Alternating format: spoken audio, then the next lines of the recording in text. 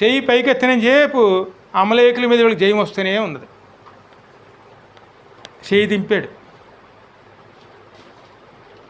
వెంటనే అప్పజేయాలు రావడం వాళ్ళు. ఎంతసేపు చెయ్యి ఎత్తి నిలబెట్టగలుగుతాడు? కాబట్టి అక్కడ చెయ్య అలా ఎత్తిన చేపు ఎత్తాడు, కానీ కొద్దిసేపు ఏదోడికి భారం అయిపోయిందండి. లాగటం మొదలుపెట్టింది. లాగటం మొదలు పెడితే ఆయన కూర్చోవడానికి ఒక బండను వేశారు అక్కడ. మన దేవుల్లో ఎదగాలంటే, ప్రార్థనలో నిత్యం ఉండాలంటే మనం దేని మీద ఆశ్రయించాలి? క్రీస్తు అనే బండ మీదండి. క్రీస్తు నామములో మనం ప్రార్థన చేసుకుంటూ ముందుకు వెళితే జయం వస్తుంది.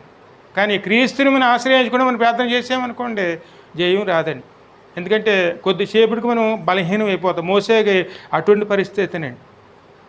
చెయ్యి ఎత్తాడు, ప్రార్థన చేస్తున్నాడు, కానీ ఎప్పుడైతే చెయ్యి అక్కడ భారం అయిపోయిందో అక్కడ ఒకరు పట్టుకోవాల్సి వచ్చింది.